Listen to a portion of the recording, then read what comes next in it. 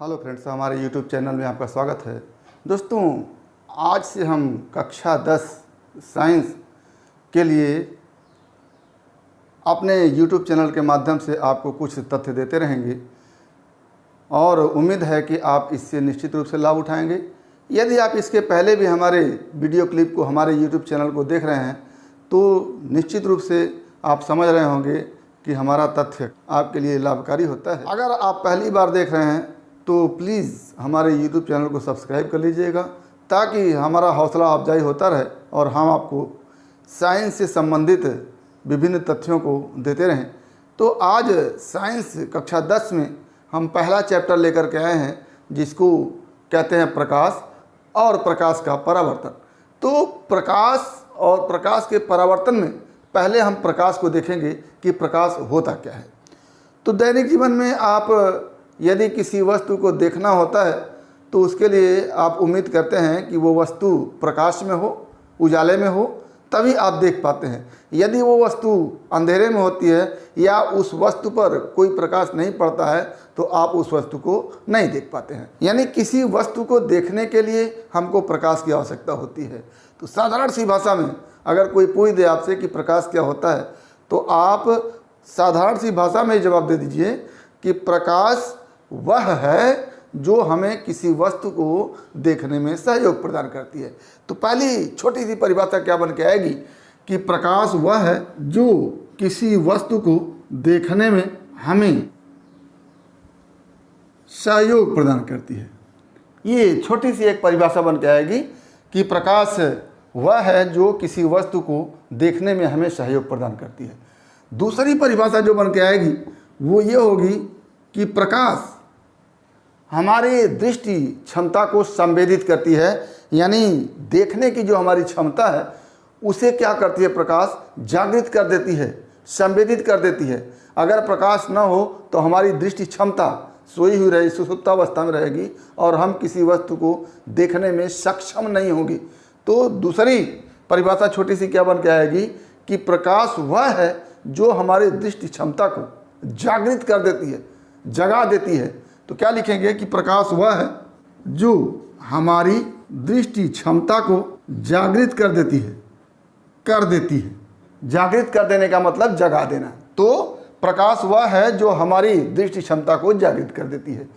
तीसरी परिभाषा अब थोड़ा सा साइंस के रूप में, तो प्रकाश जब हम सूर्य के प्रकाश में निकलते हैं तो पता लगता है कि हमको धूप लगता है। धूप लगता है का मतलब सूर्य की जो ऊर्जा है उसको हमारी शरीर एब्जॉर्ब करती है और वो ऊर्जा किस प्रकार की है, ऊष्मीय ऊर्जा है। तो एक तरह से प्रकाश क्या है, एक प्रकार की ऊर्जा है। प्रकाश क्या है, एक प्रकार की ऊर्जा है। अगर वो ऊर्जा नहीं होती तो हम धूप में निकलते तो हमको उस ऊर्जा का एहसास नहीं होता, उस ऊष्मीय ऊर्जा का एहसास नहीं होता। तो प्रकाश एक प्रकार की ऊर्जा भी है। तो क्या लिखेंगे तीसरा कि प्रकाश एक प्रकार की विकिरण ऊर्जा है। जो ऊर्जा, जिस ऊर्जा के रूप में प्रकाश हमारे पास आती है उस ऊर्जा को हम विकिरण ऊर्जा कहते हैं। क्या कहते हैं, विकिरण ऊर्जा। प्रकाश एक प्रकार की विकिरण ऊर्जा है जो, और विकिरण ऊर्जा है तो वो ऊर्जा सूर्य से चलकर हमारे तक आती है। अब जब सूर्य से चलकर हमारे तक आती है तो किस रूप में आती है उसको हम लिखते हैं जो विद्युत चुंबकीय तरंग के रूप में चलती है। इसको आप गमन करती है भी कह सकते हैं। तो प्रकाश क्या है, एक प्रकार की विकिरण ऊर्जा है। इस शब्दावली को आप याद रखेंगे, विकिरण ऊर्जा। और इस शब्दावली की याद रखेंगे जो विद्युत चुंबकीय तरंग के रूप में चलती है। अब चलती है, कोई भी वस्तु चलती है तो उसका एक वेग होता होगा, ठीक। तो प्रकाश का वेग जब कुछ न हो, एकदम निर्वात हो, एकदम खाली जगह हो, तो उसका वेग जो होता है वो 3 × 10⁸ मीटर प्रति सेकेंड होता है। तो क्या लिखेंगे, चौथा। अब प्रकाश चलती है तो प्रकाश में एक वेग होगा और प्रकाश का एक चलने का मार्ग होगा। तो जैसे जब हम सूर्य से प्रकाश जब चलता है तो ऐसा नहीं है कि वो घूमते फिरते हमारे पास आता है, एकदम सीधे आता है। सीधे आता है का मतलब क्या हो गया, प्रकाश सीधी रेखा में चलती है, और प्रकाश के चलने का मार्ग हो गया, प्रकाश सीधी रेखा में चलती है। और उसका वेग कितना होता है, 3 × 10⁸ मीटर प्रति सेकेंड।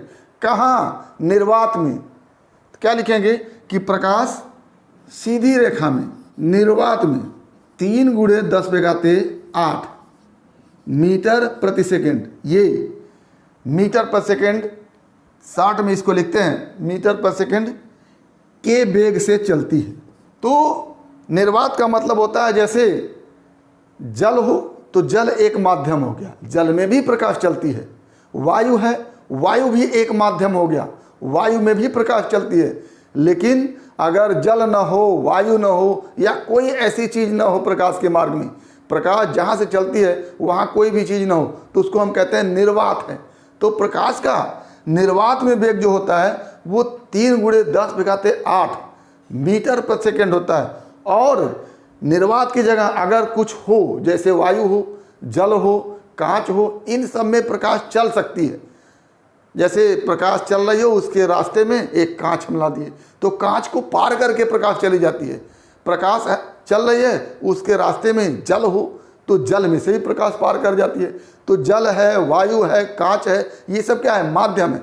तो अगर प्रकाश इन सब माध्यम के न रहते हुए निर्वात में चलती है, निर्वात का मतलब जहाँ कुछ न हो, तो उसका वेग 3 × 10⁸ मीटर पर सेकेंड होता है। लेकिन निर्वात के स्थान पर कुछ हो, कांच हो, वायु हो, जल हो, इस तरह का पारदर्शी माध्यम हो, इन सब माध्यम को पारदर्शी माध्यम कहते हैं, जिसमें प्रकाश चल सकता है, तो उसमें प्रकाश का वेग क्या हो जाता है, घट जाता है, कम हो जाता है।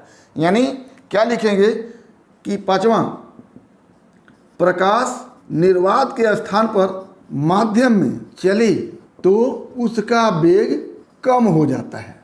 अब कितना कम हो जाता है उसको हम बाद में देखेंगे, ठीक है। आगे क्या होता है कि प्रकाश जिस माध्यम में चलती है वो माध्यम पारदर्शी माध्यम होता है। तो और जिस माध्यम में प्रकाश नहीं चल सकती है उसको हम कहते हैं अपारदर्शी माध्यम है। तो इस पारदर्शी माध्यम और अपारदर्शी माध्यम को हम सिंपल में देख लेते हैं कि जिस से होते हुए प्रकाश निकल जाती है, जैसे कांच से होते हुए प्रकाश निकल जाती है तो कांच क्या हो गया, पारदर्शी माध्यम हो गया।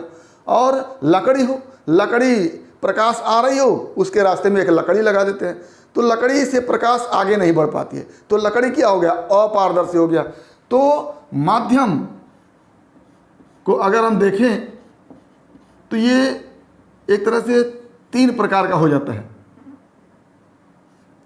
एक होता है पारदर्शी, दूसरा होता है अपारदर्शी, और तीसरा होता है पारभासी। तो पारदर्शी ऐसा माध्यम होता है जिसमें से प्रकाश निकल जाती है। जैसे कांच में से प्रकाश क्या होगी, निकल जाएगी। कांच, एक प्रकाश चल रहा है, उसके रास्ते में कांच लगा दिए तो प्रकाश क्या होगी, कांच को पार करते हुए बाहर निकल जाती है। तो कांच क्या हो गया, पारदर्शी हो गया। उदाहरण में जैसे कांच, जल, वायु, इन माध्यमों में से प्रकाश क्या हो जाती है, निकल जाती है, तो इसको क्या कहेंगे, पारदर्शी कहेंगे। अपारदर्शी में जैसे क्या हो जाएगा, लकड़ी, लोहा, प्लास्टिक, रबर आदि, ये सब क्या है, अपारदर्शी है। प्रकाश चल रही हो, उसके रास्ते में हम ये सब पदार्थ ला करके खड़ा कर दें तो क्या होगा, प्रकाश वहीं पे रुक जाएगा, आगे नहीं बढ़ेगा। तो ऐसा माध्यम क्या हो जाता है, अपारदर्शी माध्यम हो जाता है। और पारभासी, पारभासी ऐसा माध्यम होता है जिसमें से प्रकाश आंशिक रूप से पार करता है। जैसे कुहरा, जाड़े के दिनों में जब कुहरा होता है तो प्रकाश जब सूर्य से चलता है तो कुहरे से निकलते हुए हल्का फुल्का बाहर निकल आता है, तो वो माध्यम क्या हो जाता है, पारभासी माध्यम होता है। जैसे में क्या लिख देंगे, कुहरा, धुंध, घिसा हुआ कांच, ये सब क्या है, पारभासी माध्यम है। इसमें से प्रकाश पूरी तरह से तो पार नहीं करता है, लेकिन आंशिक रूप से थोड़ा थोड़ा आगे बढ़ जाता है, तो ऐसा माध्यम क्या हो जाता है, पारभासी माध्यम होता है। अब आगे हम देखते हैं, जो पहली लाइन लिखे हैं हम कि प्रकाश वह है जो किसी वस्तु को देखने में हमें सहयोग प्रदान करता है। तो अब प्रकाश किसी वस्तु को देखने में कैसे हमको सहयोग प्रदान करता है उसको हम देखते हैं। तो जैसे दैनिक जीवन में जब अंधेरे में आप होते हैं और किसी वस्तु को देखना चाहते हैं तो आपको दिखता नहीं है, तो आपको प्रकाश की आवश्यकता होती है। ऐसी स्थिति में हम किसी प्रकाश स्रोत जो प्रकाश हमको दे सके उसको लेते हैं और जिस कमरे में वस्तु है उस कमरे में उस प्रकाश स्रोत से प्रकाश ले लेते हैं या प्रकाश जला देते हैं। जब हम प्रकाश जलाते हैं तो वहाँ से प्रकाश निकलती है और वहाँ से प्रकाश निकलती है, जिस वस्तु को हम देखना चाहते हैं उस वस्तु पर प्रकाश पड़ जाती है और उस वस्तु पर पड़ने के बाद उससे टकरा करके वापस आने लगती है। तो वो प्रकाश हमारे नेत्र पर पड़ जाती है, हमारे आँख पर पड़ जाती है और हम उस वस्तु को देख लेते हैं कि अमुक वस्तु से प्रकाश टकरा करके हमारे आँख पर आ रही है, वही अमुक वस्तु है, उसी वस्तु को हमको देखना होता है। यानी किसी वस्तु का देखना इस बात पर निर्भर करता है कि उस पर कोई प्रकाश पड़ रहा है कि नहीं पड़ रहा। अगर कोई प्रकाश पड़ रहा है तो वो प्रकाश टकरा करके हमारे नेत्र पर आएगा और हम उस वस्तु को देख लेंगे। किसी वस्तु पर प्रकाश गिरता है, गिर करके टकरा करके वापस आना, इसको साइंस की भाषा में क्या कहते हैं? परावर्तन कहते हैं। क्या कहते हैं? परावर्तन कहते हैं।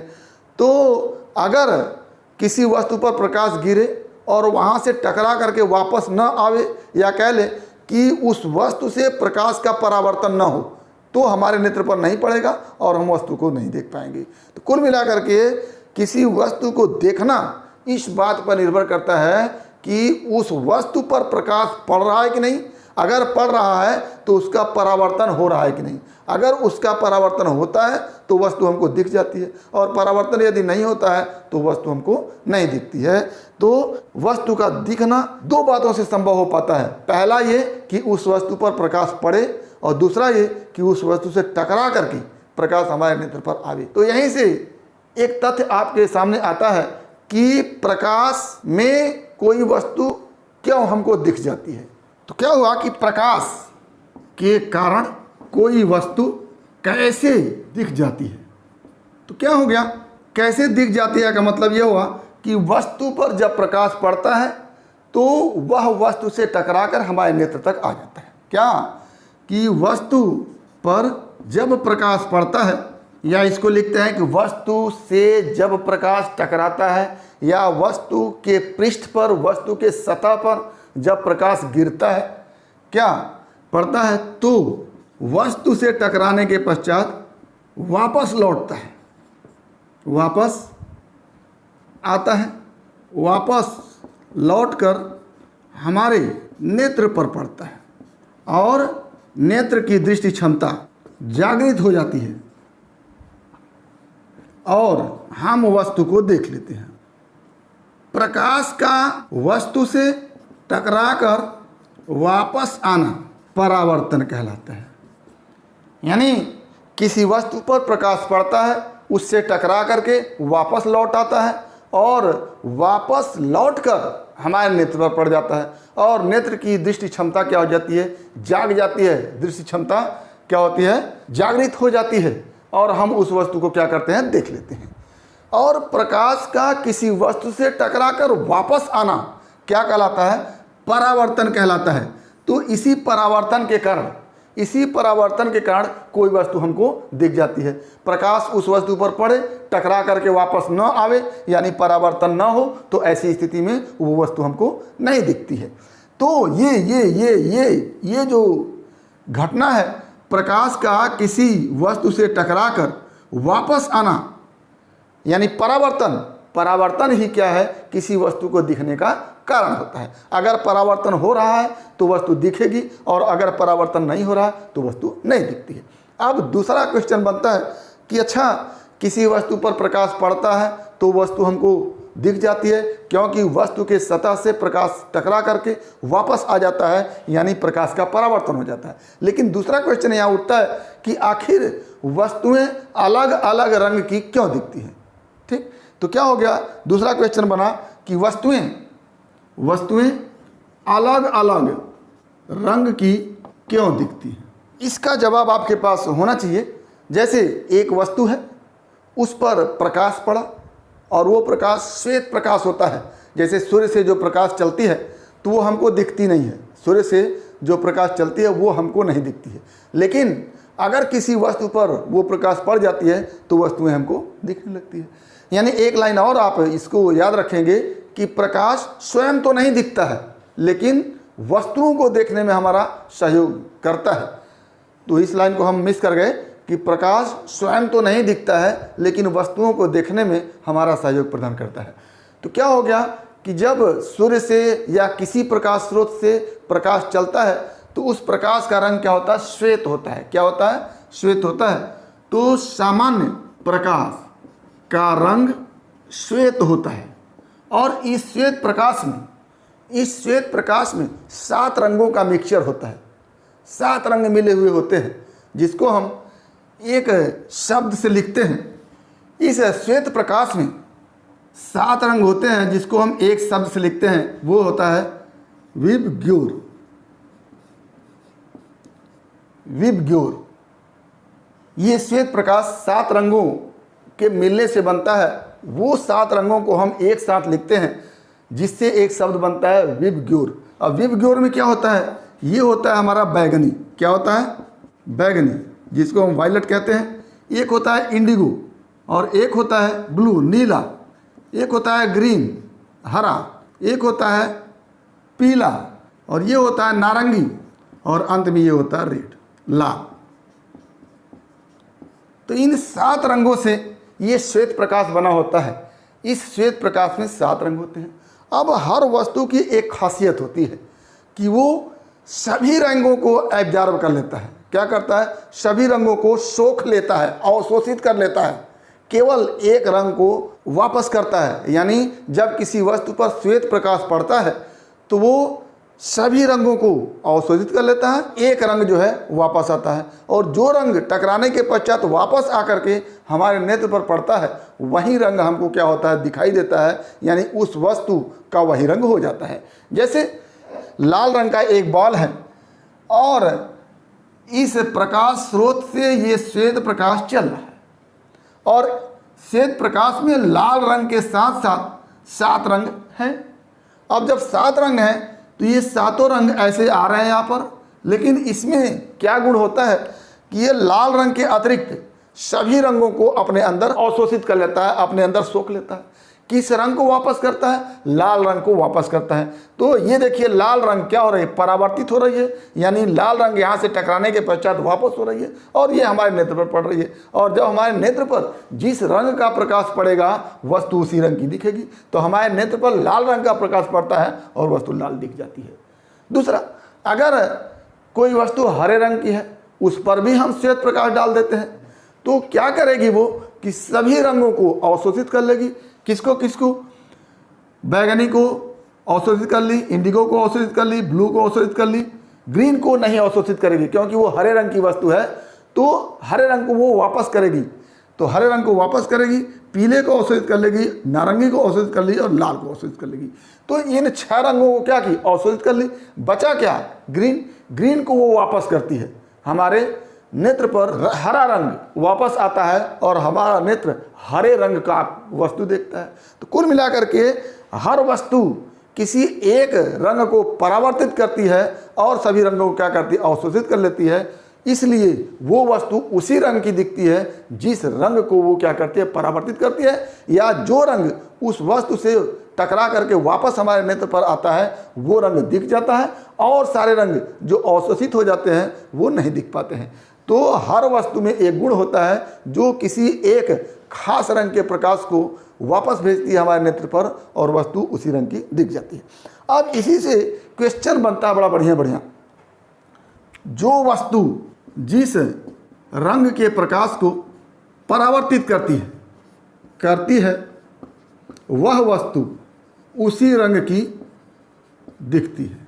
ये हो गया कि वस्तुओं का रंग कैसे होता है। यानी वस्तु पर आपतित श्वेत प्रकाश में से सारे प्रकाश अवशोषित कर लिए जाते हैं, केवल एक प्रकाश वापस भेजे जाते हैं वस्तु के द्वारा, और जो प्रकाश वस्तु के द्वारा वापस भेजा जाता है वही हमारे नेत्र पर पड़ता है, और वस्तु हमको उसी रंग की दिख जाती है।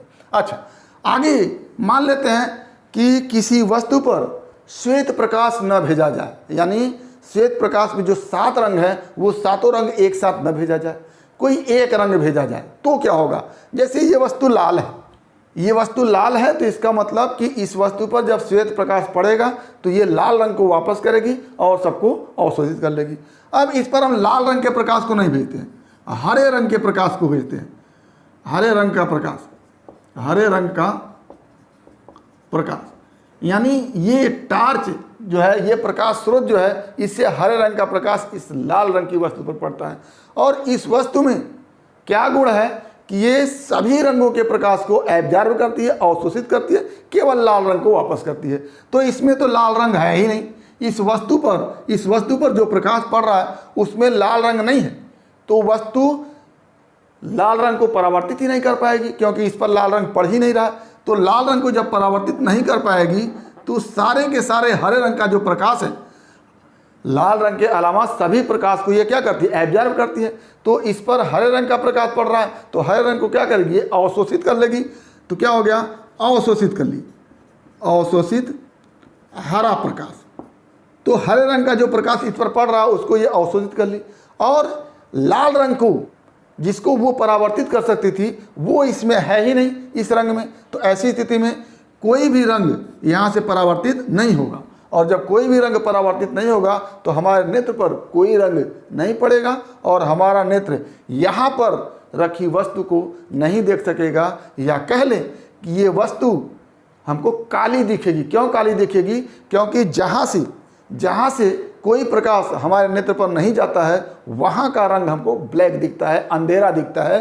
तो ये जो लाल रंग की वस्तु है उस पर हरे रंग का प्रकाश पड़ रहा है, सारे के सारे हरे रंग के प्रकाश को वो एब्जॉर्ब कर लेती है और अवशोषित कर लेती है। चूँकि इसमें गुण है कि ये लाल रंग के प्रकाश को परावर्तित करती है, चूँकि इस पर लाल रंग नहीं पड़ रहा है इसलिए किसी भी रंग को परावर्तित नहीं करेगी। और यहाँ पर अंधेरा दिखेगा, ये क्या दिखेगा, अंधेरा दिखेगा। अंधेरा का मतलब क्या होता है कि अंधेरा का मतलब क्या होता है, काला रंग, काला रंग दिखेगा। तो ये वस्तु कैसी दिखेगी, काली दिखेगी। यानी अगर लाल रंग की वस्तु है, लाल रंग के अतिरिक्त किसी और रंग का प्रकाश हम इस पर भेज रहे हैं तो वस्तु काली दिखेगी। तो एक निष्कर्ष हमारे सामने निकल के आता है कि जिस रंग की वस्तु है उससे अलग रंग के प्रकाश को अगर वस्तु पर डालते हैं तो वस्तु किसी अन्य रंग के प्रकाश को एब्जॉर्ब कर लेती है, और जिस रंग की वस्तु है उस रंग को परावर्तित नहीं कर पाती है, और वस्तु हमको कैसी दिखती है, काली दिखती है। क्या हो गया कि यदि किसी रंग की वस्तु पर उस रंग से अतिरिक्त अन्य रंग का प्रकाश डालते हैं या अन्य रंग के प्रकाश में वो वस्तु रहती है, दोनों मतलब एक ही हुआ। ये लाल रंग का रूम है, उसमें हम हरे रंग की वस्तु रख दें तो उस वस्तु पर लाल रंग ही पड़ेगा। तो क्या कर डालते हैं तो वस्तु अपने ऊपर पड़ने वाली रंग को अवशोषित कर लेती है और किसी रंग को परावर्तित नहीं करती। वस्तु काली, काली का मतलब अंधेरी दिखती है। यानी जिस रंग की वस्तु है उस रंग का प्रकाश डालिए या श्वेत रंग का प्रकाश डालिए तो वस्तु से प्रकाश टकराने के बाद परावर्तित होकर के नेत्र पर पड़ेगी और वस्तु उस रंग की दिख जाएगी। अगर जिस रंग की वस्तु है उससे इतर कोई रंग डालते हैं तो वस्तु काली दिख जाती है। ठीक है, अब हमारे पास एक क्वेश्चन बनता है कि ये रूम है नीले रंग का या रूम में नीला प्रकाश है। कौन सा प्रकाश है? नीला प्रकाश है। और इसमें एक गुलाबी रंग की वस्तु रखी है, गुलाबी रंग की वस्तु है, तो ये कैसी दिखेगी? तो इस वस्तु पर, चूंकि ये वस्तु नीले रंग के प्रकाश में है तो इस वस्तु पर नीला प्रकाश पड़ेगा, और ये गुलाबी रंग की है तो किस रंग के प्रकाश को परावर्तित करेगी? गुलाबी रंग के प्रकाश को परावर्तित करेगी और नीले रंग को क्या करती है? अवशोषित कर लेगी। जब ये नीले रंग को अवशोषित कर लेगी और इस पर गुलाबी रंग नहीं पड़ रहा है तो ये गुलाबी वस्तु नहीं दिखेगी या गुलाबी वस्तु काले रंग की दिखेगी। तो क्वेश्चन बने कि लाल रंग की वस्तु है, उस पर हरा प्रकाश डाल रहे हैं तो वस्तु कैसी दिखेगी? काली दिखेगी। पीले रंग की वस्तु है, उस पर लाल रंग के प्रकाश को डाल रहे हैं तो वस्तु कैसी दिखेगी? काली दिखेगी। तो जिस रंग की वस्तु है उससे अलग कोई प्रकाश डालते हैं तो वस्तु क्या दिखती है? काली दिखती है। और जिस रंग की वस्तु है उसी रंग का प्रकाश डालें या श्वेत प्रकाश डालें तो उसी रंग का प्रकाश डालते हैं तो भी उस रंग को वो परावर्तित कर देती है, और श्वेत प्रकाश डालते हैं तो श्वेत प्रकाश में जिस रंग की वस्तु है वो रंग भी उपस्थित होता है तो उस रंग को परावर्तित कर देगी। और अलग कोई रंग का प्रकाश उस वस्तु पर डालते हैं तो वस्तु क्या दिखती है? काली दिखती है। तो आपका क्वेश्चन ये था कि वस्तु का रंग कैसे दिखता है, तो आप बताएंगे कि जिस रंग की वस्तु है उसी रंग के प्रकाश को वो परावर्तित करती है, इसलिए वस्तु उस रंग की दिखती है। अगर उस पर किसी अन्य रंग का प्रकाश डालते हैं तो वो उस रंग को क्या करती है? एब्जॉर्ब कर लेती है और कोई भी रंग परावर्तित नहीं करती है और वो वस्तु काली दिख जाती है। तो इस तरह से पूरे ब्रह्मांड का जो रंगीन परिदृश्य है वो इसी वजह से दिखता है कि जो वस्तु जिस रंग की होती है वो उस वस्तु पर अगर श्वेत प्रकाश पड़ता है तो उस रंग के प्रकाश को हम तक भेजती है और हम वस्तु रंगीन दिखते हैं, यानी पूरा ब्रह्मांड हमको रंगीन रंगीन दिखता है। तो ये हमारा हो गया कि प्रकाश किसे कहते हैं और प्रकाश में वस्तु कैसे दिखती है और किस रंग की वस्तु पर किस रंग का प्रकाश डालेंगे तो वो दिखेगी और किस रंग का प्रकाश डालेंगे तो वो नहीं दिखेगी या वो काली दिखेगी। आगे हम प्रकाश के गुण को अगर देखें तो प्रकाश में ढेर सारे गुण होते हैं जिसको आगे चल कर के हम एक एक टॉपिक को विधिवत देखेंगे। तो प्रकाश में पहला गुण तो आप जान गए कि प्रकाश किसी वस्तु पर पड़ती है तो उस वस्तु से वापस चली जाती है, जिसको प्रकाश का परावर्तन कहते हैं। आगे हम अपवर्तन पढ़ेंगे तो प्रकाश का अपवर्तन भी होता है, प्रकाश का विवर्तन होता है, प्रकाश का व्यतिकरण होता है, प्रकाश का ध्रुवण होता है, प्रकाश का प्रकीर्णन होता है। तो ये प्रकाश के गुण है।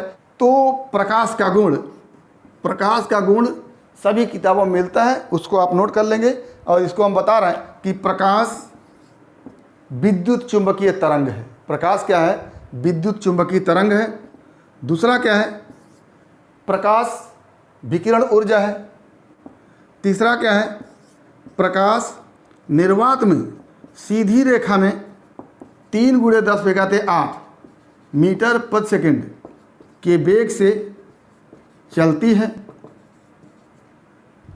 चौथा, प्रकाश का परावर्तन, अपवर्तन, विवर्तन, व्यतिकरण, प्रकीर्णन, ध्रुवण आदि होता है। तो आपके किताबों में प्रकाश का परावर्तन होता है, प्रकाश का अपवर्तन होता है, प्रकाश का विवर्तन होता है, प्रकाश का व्यतिकरण होता है, प्रकाश का प्रकीर्णन होता है, प्रकाश का ध्रुवण होता है, आदि आदि करके एक एक लाइन करके ढेर सारा दिया है। तो इसको एक लाइन में आप लिख सकते हैं। तो ये हमारा हो गया प्रकाश का गुण। तो बच्चों, आज हमने प्रकाश को देखा, किसी वस्तु का प्रकाश में दिखना कैसे संभव होता है वो देखा, वस्तु रंगीन क्यों होती है वो देखा, प्रकाश के गुण कौन कौन से होते हैं वो देखा। तो उम्मीद करते हैं कि टॉपिक आपको समझ में आया होगा। अगर इसमें किसी प्रकार की समस्या है तो आप हमारे YouTube चैनल के कमेंट बॉक्स में कमेंट करके अपनी समस्या का समाधान करेंगे। और यदि वीडियो क्लिप पसंद आया तो प्लीज़ लाइक करेंगे, शेयर करेंगे, साथ ही हमारे YouTube चैनल को सब्सक्राइब अवश्य कर लेंगे ताकि इस तरह के साइंस से संबंधित फैक्ट आपको हम प्रोवाइड कराते रहें और आपको वीडियो क्लिप का नोटिफिकेशन आपको मिलता रहे और आपके साइंस की मुकम्मल तैयारी होती रहे। तो आज बस इतना ही। अगला टॉपिक अगले वीडियो क्लिप में एक बार फिर आपके भविष्य के लिए बेस्ट ऑफ लक। धन्यवाद।